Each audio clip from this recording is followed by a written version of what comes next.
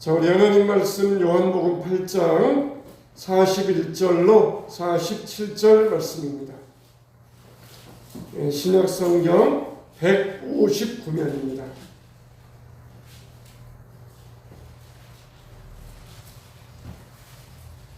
자, 요한복음 8장 41절로 47절 말씀입니다.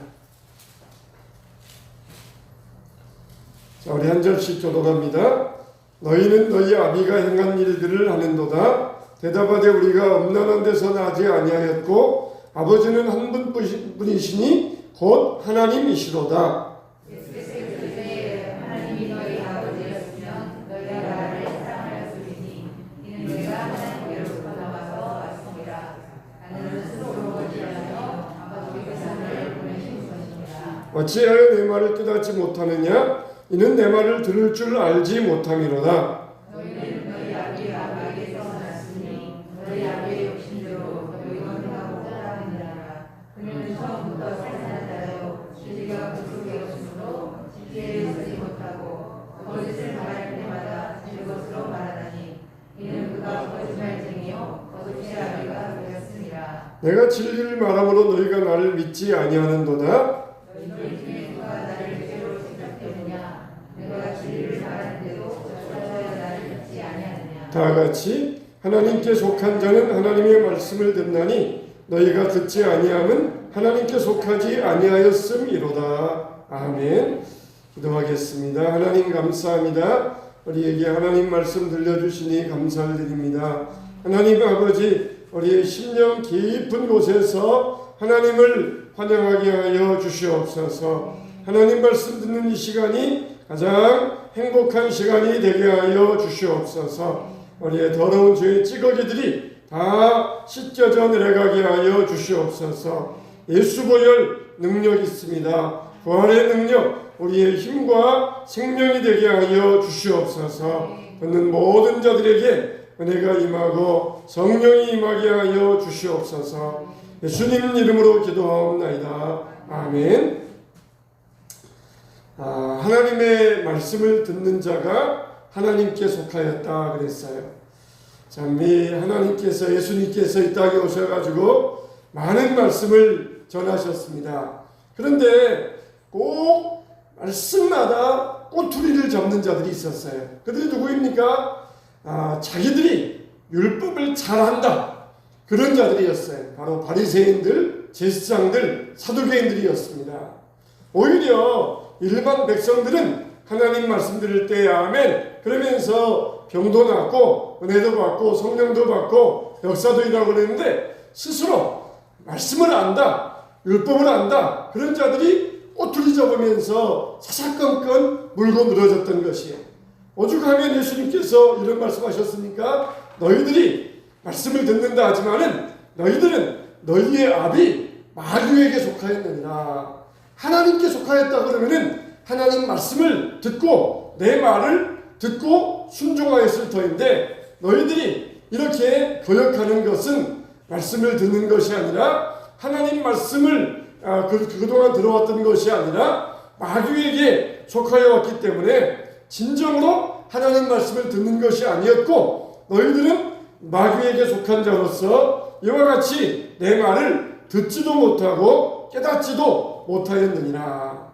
오죽하였으면 예수님께서 이런 말씀을 하셨겠습니까? 오늘날 저와 여러분들에게는 정말 하나님의 은혜의 말씀이 들려지게 되시기를 주님의 이름으로 축원합니다. 사두개인들처럼, 제사장들처럼 율법을 잘한다, 많이 안다, 그러면서 오히려 하나님 말씀을 대적하고 예수님 말씀을 거역했을 때에 이들은 하나님 말씀을 진정으로 아는 자가 아니라 깨닫지도 못하였고 듣지도 못하였고 하나님의 말씀을 가까이 하지도 못하였던 것입니다. 자, 그러면은 하나님의 말씀을 듣는다, 이게 하나님께 속한 자라는 증거가 된다 그랬는데, 하나님 말씀을 듣는 이유가 뭐냐? 바로 하나님께 속하였기 때문이라는 것이에요. 이게 서로 연관이 되어 있어요. 하나님 말씀을 듣는다 그러면은 하나님께 속하였다. 그러니까 우리가 하나님께 속한 자가 되었나니 요한일서 4장 6절에 보니까 하나님을 아는 자는 우리 말을 듣고 하나님께 속하지 아니하는 자는 우리 말을 듣지 아니하느니라 그랬어요. 이렇게 보면은 또 하나님께 속한 자, 하나님을 아는 자, 또 하나님의 말씀을 듣는 자, 이게 또 서로 연관이 되어 있어요. 하나님의 말씀을 듣는 자는 하나님을 아는 자니 하나님을 아는 자는 하나님께 속하였느니라. 여러분, 우리가 이 안다, 서로 안다, 알고 있다, 이것을 성경에서는 두 가지 관계를 들어서 비유하고 있거든요. 너희가 하나님을 안다, 하나님께 속하였다, 말씀을 듣는다. 그럴 때 하나님을 안다. 어떻게 아느냐? 부부관계로서 알고 부자관계로서 안다는 거예요. 남편이 아내를 알고 아내가 남편을 아는 부부관계로서 하나님을 아는 것이고, 아버지와 아들의 관계로서 하나님을 안다는 것입니다. 이 부부관계는 참 가까운 사이잖아요. 사랑하는 사이잖아요. 참 저도 아직 아이들을 결혼시키지 못해서 그런 마음을 잘 알지 못하지만, 참 아이들이 결혼해서 나갈 때에 참 그 아이들의 마음을 헤아리기가 어려울 것 같아요. 결혼하기 전에 어렸을 때는 오직 그냥 부모만 알고 부모 마음에 부모 말씀에 순종하고 그랬는데, 결혼하여서 언제 맞다고 생면부지의 남자를 알고 여자를 안 다음에 완전히 그 다음에는 부모 말씀보다는 아내의 말, 남편의 말 더 따라가지 않습니까? 언제 맞다고? 부모님은 그동안 수십 년을 알아오면서 지내왔는데 언제 맞다고 알지도 못했던 남자를 따라가고 여자를 따라가면서 그들에게 친밀한 관계를 얻을 때에 참 부모로서 어떤 마음이 될까? 참 그게 저도 궁금해져요. 참 그렇지 않습니까? 부부관계는 무엇보다도 친밀한 관계잖아요. 그래서 호세아서에 보면은 내가 내게 장가들어 영원히 살게. 내가 너에게 장가들어서 내가 너와 영원히 살겠다. 그렇게 말씀을 하셨어요. 호세아 선지자는 음란한 여인 고멜과 결혼을 했잖아요. 그래서 끝까지 그 여인을 사랑했던 것입니다. 이와 같이 비록 너희들이 음란하다 할지라도 내가 너희들을 버리지 않겠다. 이게 하나님의 약속의 말씀이죠. 예수님도 그랬잖아요. 나는 신랑, 너희는 신부다. 신랑 되신 예수께서 다시 오실 때 신부들은 그 음성을 듣는다. 그러면서 하나님과 우리와의 관계를 부부관계로 말씀해 주셨어요. 또 그리고 부자관계로 말씀해 주셨어요. 아버지와 아들의 관계. 요한계시록 21장 7절에 보면은 나는 저의 하나님이 되고 그는 내 아들이 되리라. 또 에레미야 31장 9절에 나는 이스라엘의 아비요 에브라임은 나의 장자니라. 이렇게 하나님과 우리와의 관계를 아버지와 아들의 관계로서 말씀하여 주셨어요. 어떤 면에서는 부부관계는 헤어지면 남이지만 아버지와 아들의 관계는 뗄래야 뗄 수 없는 관계잖아요. 피를 이어받은 관계이기 때문에 유업을 주는 자와 상속자와의 관계이기 때문에 또 그 안에 또 신비한 관계가 들어있다는 것이에요. 자, 그러면 이와 같이 하나님이 우리를 부부관계로서 말씀하시고 부자관계로서 말씀하셨는데 이 관계는 어떤 관계냐는 것이에요. 첫째는 부부관계, 부자관계는 첫째는 가장 친밀한 관계를 말씀해 주고 있습니다. 친밀하다는 것이에요. 그러니까 하나님이 우리를 부부로 비유하시고 부자로 비유하시고 언제는 신부 되었다가 언제는 아들 되었다가 이랬다 저랬다 하시는 그런 뜻이 아니에요. 이것은 내가 너희와 가장 친밀하다. 이것을 가르쳐주기 위하여서 비유해 주신 거예요. 비유로 보여주신 거예요. 내가 너희를 부부와 같이 여기고 아들처럼 여긴다.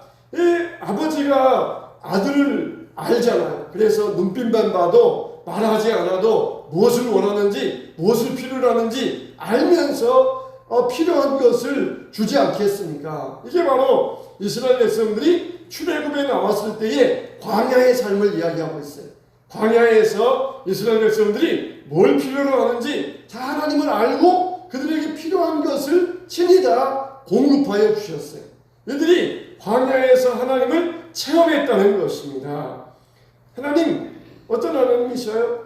여러분들이 무엇을 원하는지 실제적으로 여러분들이 무엇을 필요로 하는지 거기에 대해서 다 관심을 가지고 계신다는 것이, 하나님은 이 조그마한 것, 정말 내가 원하는 아무것도 아닌데 하나님은 이거에 대해서 관심도 없으실 거야, 그런 생각을 갖지 말라는 것이에요. 내가 무엇을 하고 있든지 하나님은 거기에 대해서 관심을 갖고 있다는 것입니다. 어린아이들이 뒤에 앉아가지고 뭘 이렇게 부시럭부시럭 할 때에도 부모들은 제가 뭘 하고 있을까 관심이 가잖아요. 그런 것처럼 하나님은 아무것도 아닌 일 같지만은 우리에 대해서 실제적으로 무한한 관심을 가지고 우리를 바라보신다는 것입니다. 그래서 여러분들이 오늘 뭘 먹었는지, 또 누굴 만났는지, 무슨 일을 했는지 하나님은 여러분들에 대해서 관심을 갖고 계셔요. 그래서 우리 하나님 앞에 나아가서 다 하나님 앞에 알려주기를 원하십니다. 학교에 갔다 오면은 오늘 학교에서 무슨 일이 있었을까 관심이 가고 물어보는 것처럼 우리 하나님께서는 알고 계시지만, 그러나 우리가 무엇을 했는지, 무엇을 먹었는지, 누구를 만났는지, 어떤 생각을 하는지 관심을 가지고 알기를 원하셔요. 그래서 우리가 하나님 앞에 기도의 시간을 때로 떼어 놓아야 되는 것입니다. 왜 우리에게 기도하라고 그러셔요? 아시는데 친밀하기 위해서 그러는 거예요. 아무리 가까운 관계도 대화가 없으면 멀어지잖아요. 아무리 부부지간에 날마다 한 지붕 안에서 밥 먹고 잠을 자도 대화가 없으면 멀어질 수밖에 없는 것이에요. 그런 것처럼 우리가 교회에 와서 예배드리고 찬양한다 할지라도 하나님과 친밀해지기 위해서는 기도가 있어야 돼요. 하나님 앞에 내 마음을 드리고 내 속에 있는 것을 아뢰고 이런 기도의 관계가 이루어져야, 그래야 하나님과 더 친밀해질 수가 있다는 것이에요. 하나님은 우리에게 이런 친밀한 관계를 원하고 계시는 것입니다. 그래서 내가 하나님을 사랑으로 알고 또 하나님이 어떻게 사랑하시는지, 뭘 싫어하시는지 이렇게 친밀한 관계를 원하고 계신다는 것입니다. 하나님과 친밀해지시기를 축원합니다. 축원합니다. 두 번째로 하나님과 우리와의 부부와 부자와의 관계는 어떤 관계냐? 이 사랑과 존경의 관계를 거기에서 보여주고 있다는 것이에요. 하나님이 우리를 사랑하시는데 부부와 같이, 부자와 같이 이 사랑은 어떤 사랑이냐? 가식이 없어요. 계산적이잖아요.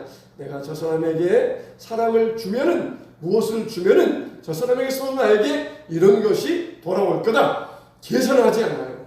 우리 아들에게 내가 무언가를 주는데 내가 이걸 주었을 때 너 나 늙었을 때 나 책임져야 된다. 그러면서 계산하고 주지 않습니다. 무조건적인 사랑이에요.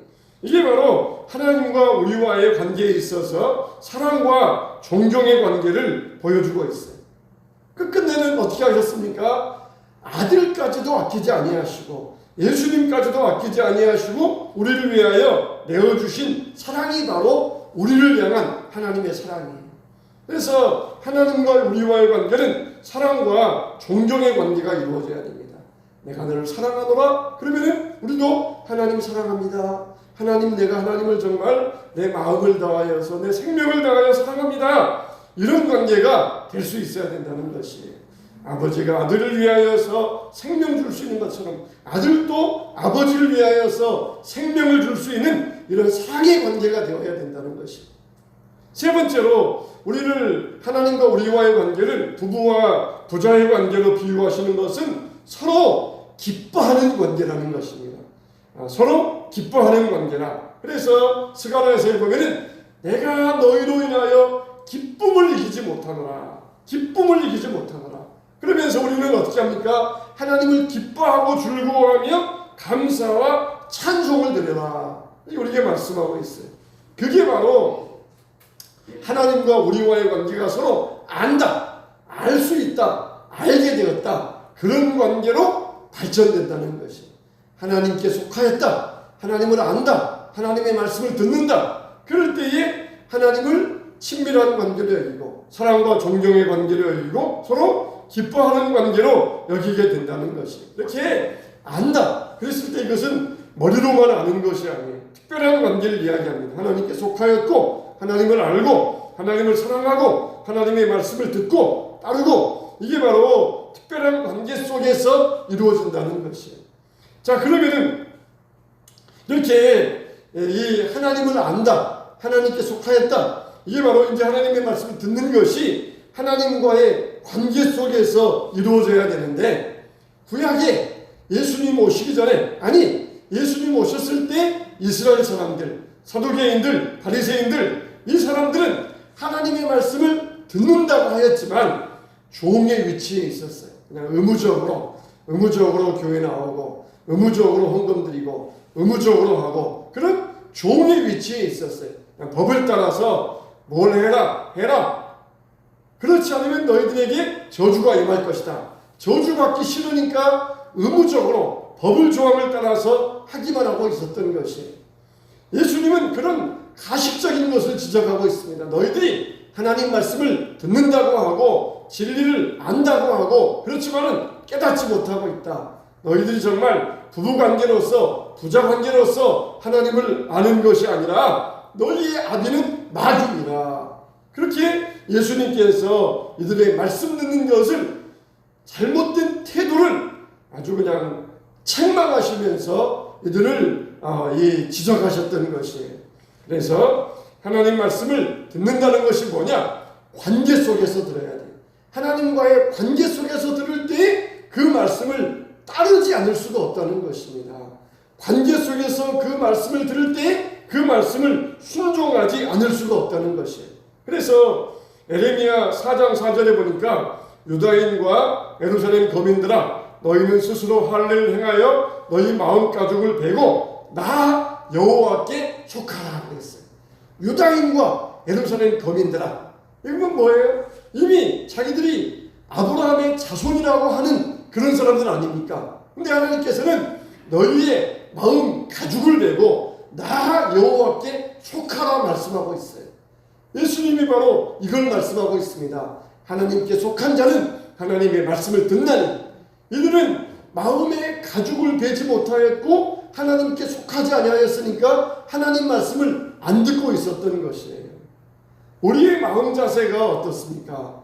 하나님 앞에서 우리의 마음 가죽을 베고 하나님께 속하면서 그러면서 하나님의 말씀을 듣고 있습니까? 아니면은 예수님 당시에 이스라엘 백성들처럼 사두개인과 바리새인들처럼 그렇지 못한 상태에서 하나님 말씀을 듣고만 있지는 않습니까? 그러면은 진정으로 하나님의 말씀을 듣는다, 이게 무슨 뜻이냐? 첫째로는 하나님 말씀을 듣는다는 것은 우리가 특별한 관계 속에서, 특별한 사랑 속에서 하나님 말씀을 듣고 반응해야 된다는 것이에요. 그러니까 하나님의 말씀을 듣는 자가 하나님께 속하였다. 이 말은 하나님과의 특별한 사랑의 관계 속에서 하나님 말씀을 듣는 그 관계가 되어야 된다는 것입니다. 모세를 보세요. 모세에게는 애굽의 영화가 있었습니다. 사우디아라비아의 왕자만 해도 전용 비행기를 타고 다니면서 그 하룻밤에 1억짜리 호텔에 잠을 자면서 그 호화로운 생활을 누리는데, 모세는 애굽의 왕자의 그 애굽의 보화를 버릴 수가 있었다. 그게 뭐 때문입니까? 하나님과의 특별한 사랑의 관계 속에서 이런 결단을 내릴 수 있었다는 것이에요. 이렇게 하나님과의 특별한 사랑의 관계에 있을 때 그 말씀을 듣는 자들은 반응할 수 있어요. 어떤 반응을 하느냐? 모세와 같이 애굽의 모든 보화를 버리고 자기 백성들과 함께 고난받는 것을 즐거움으로 여길 수 있느냐? 이게 바로 하나님과의 특별한 관계에 있을 때 그 말씀의 반응이 나타나게 되어 있다는 것이. 그렇지 아니하고 마음은 들이지 아니하고 그냥 이 밖으로만 하나님께 드린다고 할 때에 마음을 떠난 이스라엘 백성들과 같이 하나님과 올바른 관계를 맺지 아니하고 말씀을 들을 때 그냥 부담만 갖는 것이에요. 말씀을 들을 때 기쁨으로 받아서 사랑의 말씀으로 받아야 되는데 또 무거운 짐으로만 여기는 것이에요. 그러니까 수고하고 무거운 짐진 자들아 다 내게로 오라, 내가 너희를 쉬게 한다고 말씀하셨잖아요. 말씀을 들을 때 이걸 무거운 짐으로 들어가지고 율법의 짐을 잔뜩 지고 있는 이스라엘 백성들에게 너희들 그러지 말고 다 와서 이 짐들 내려놓고 너희의 관계를 새롭게 정립하라는 것이에요. 주인과 종, 노예 관계에서 의무적으로 말씀 듣고 부담 갖고 짐만 지고 살아가는 그런 종의 위치가 아니라 이제는 와서 아들이 되어라. 아들로서 사랑의 관계 속에서 아버지가 이 명령을 내게 내리실 때에는 나에게 부담을 주기 위하여, 짐을 지어주기 위하여 그러는 것이 아니라 나를 복되게 하기 위하여, 나를 축복해 주기 위하여, 내 삶을 영화롭게 하기 위하여 이 말씀을 나에게 주신 것이구나. 그렇기 때문에 내게로 와서 짐 내려놓고 아버지와 올바른 관계를 세워서 이 말씀을 기쁨으로 받아들이고 복을 누리라는 것입니다. 할렐루야, 할렐루야. 하나님이 여러분들에게 부담 주기 위하여서 말씀하시는 것이 아니에요. 기도해라. 또 목사님 또 새벽 기도 나오라고 부담 주시는 모양이네요. 그렇게 부담 주기 위해서 그러는 게 아니에요. 아버지와 아들의 관계에서 나와서 그래서 그 말씀을 듣고 사랑을 누리고 복을 받으라는 것이에요. 하나님의 유업에 복을 받을 자가 되어라. 그렇게 우리에게 말씀해 주시는 것이에요. 부담 가져라. 부담 갖고 무거운 짐 아래에서 그냥 신음하다가 넘어져서 거기에서 멸망자가 되어라. 그게 아니에요. 말씀 듣고 기쁨으로 받아들이고 찬양하면서 나에게 이렇게 축복된 말씀을 주시니 내가 말씀대로 살겠습니다. 애굽의 영화 아직까 뭐가 중요합니까? 천국의 보화가 더 중요한데 나를 버리라고 하시는 것은 나에게 더 축복을 주시기 위함이신 줄 압니다. 그러면서 거기에 기쁨으로 따라갈 수가 있는 것이 이게 바로 하나님과의 관계 속에서 특별한 사랑을 받는 저와 여러분의 관계가 되시기를 주님의 이름으로 축원합니다. 두 번째로 관계 속에서 하나님 말씀 듣는다는 것은 무엇입니까? 바로 기꺼운 마음으로 듣는다는 것이에요. 기꺼운 마음으로 하나님 말씀을 들을 때 기꺼운 마음으로 듣는다는 거예요. 어떤 말을 할 때도 똑같잖아요. 나와 친한 사람이 부탁하는 것과 길을 가다가 낯선 사람이 부탁하는 것과 전혀 차이가 나잖아요. 나에게 친한 사람이 나에게 필요한 것을 구할 때 부탁할 때 기쁨으로 부탁을 들어줄 수 있어요. 근데 낯선 사람이 나에게 부탁을 하면은 그 부탁에 대해서 일단은 의심하지 않습니까? 그런 것처럼 여러분들이 하나님 말씀을 들을 때 그 말씀이 무엇이냐 그게 아니라 누가 하셨느냐 그게 중요한 거예요. 그 말씀이 무슨 내용이냐 그게 아니라 누가 그 말씀을 하셨느냐 그게 중요한 거예요. 여러분 하나님께서 아브라함에게 내 독자 이삭을 모리아산에 가서 번제로 드리라. 무슨 말씀이세요? 이거는 도저히 앞뒤가 맞지 않습니다. 율법적으로 따져봐도 맞지 않고 사랑으로 따져봐도 맞지 않고 은혜로 따져봐도 맞지 않고 뭘 따져봐도 그 말씀은 앞뒤가 안 맞는 말씀이에요. 무슨 말씀이십니까? 하나님 도대체 왜 이런 말씀을 하십니까? 나 그런 말씀은 못 듣겠습니다. 그럴 수 있어요. 근데 어떻습니까? 아브라함은 누가 그 말씀을 하셨느냐 그걸 들었다는 거예요. 누가 그 말씀하신 분이 누구냐 그래서 그 말씀을 기꺼이 받아들일 수 있었다는 것이 하나님과의 바른 관계 속에서 말씀을 듣는다는 것을 이렇게 기꺼이 듣는다는 것입니다. 우리가 전도할 때에도 사람들과 이웃들과 좋은 관계를 만들어야 돼요. 어제까지 그냥 이웃과 그냥 쓰레기 문제 때문에 막 싸우다가 오늘 가서 예수 믿으세요 교회 나와보세요 그러면은 마음이 열리지 않아요. 근데 이것들을 다 이단들이 써먹고 있어요. 이 좋은 방법들을 우리는 놓치고 있는데 이단들이 써먹고 있습니다. 이단들은 얼마나 가서 그냥 남의 집에 가서 빨래해주고 청소해주고 밥해주고 얼마나 헌신하며 봉사합니까? 그래가지고 좋은 관계를 만들어가지고 그리고는 이단에 쪽 빠지게 만들어요. 신천지에 빠지게 만들고 온갖 것에 빠지게 만들어요. 그러니까 기꺼운 마음을 받을 수 있도록 좋은 관계를 만들어서 하나님 말씀을 전해야 돼요. 우리가 이걸 잃어버리고 있습니다. 우리가 어떻습니까? 우리는 사랑을 가지고 진리를 가져야 돼요. 근데 이 사랑은 있는데 진리는 없고 진리는 있는데 사랑은 없어요. 이단들은 사랑은 있는데 진리가 없어요. 우리는 진리는 있는데 사랑이 없어요. 우리가 이 양수협장 오른손 왼손 손이 두 개가 있는 것처럼 하나만 가지고는 안 돼요. 이단들처럼 막 사랑하고 그냥 간쓸게 다 빼줄 것처럼 그렇게 하면서 진리는 없고 알맹이 없는 그런 것이 아니라 또 우리는 진리는 있는데 또 사랑이 없어요. 진리가 있으면은 야 그거 아니야 그거 아니야 그거 아니야 판단하기를 좋아하잖아요. 많이 알고 있으면은 야 그거 아니야 그렇게 하면 안 돼. 그러니까 사랑이 없어져 버려요. 진리를 가지고 있으면은 사랑을 가지고 있어야 됩니다. 그래서 진리를 가지고 이웃과 좋은 관계를 만들면서 봉사하고 헌신하고 내 돈도 쓰고 대접도 해주고 그러면서 좋은 관계를 만들면서 거기에다가 진리를 집어넣을 수 있어야 돼요. 이단들은 막 사랑을 하면서 거짓 것을 가지고 넘어가니까 거기에 많은 사람들이 속아 넘어가지 않습니까? 좋은 관계 속에서 말씀을 드려야 돼요. 하나님은 우리에게 기꺼이 하나님과 좋은 관계를 만들어 놓으시고 그리고 기꺼운 마음으로 이 말씀을 받아들이게 하셨어요. 그러니까 아브라함도 하나님께서 독자 이삭을 바치라 그럴 때 기꺼운 마음으로 하나님 앞에 나아가지 않았습니까? 무엇을 말씀하시느냐? 그게 아니라 누가 말씀하시느냐? 누가 우리에게 말씀하시느냐? 그걸 우리가 들을 수 있어야 돼요. 말씀을 들었으면 여러분들은 기꺼이 순종할 수 있어야 돼요. 판단하고 아 그거 아닌데요. 그건 그렇게 하면 안 되겠는데요. 못하겠는데요. 이렇게 판단하는 것이 아니라 사랑이 없는 판단이 아니라 사랑 안에서 정말 하나님이 말씀하셨구나. 주님의 말씀이구나. 나에게 유익을 주고 나에게 복이 되고 나의 삶에 은혜를 주기 위한 하나님의 말씀이구나. 그러면은 때로는 나에게 좀 손해가 된다 할지라도 내 삶의 방향과 맞지 않는다 할지라도 거기에 나를 맞춰갈 수 있어야 돼요. 그게 바로 하나님 말씀을 듣는다는 것이에요. 하나님께 속한 자는 하나님의 말씀을 듣나니 그게 바로 하나님의 말씀을 듣는다는 것이에요.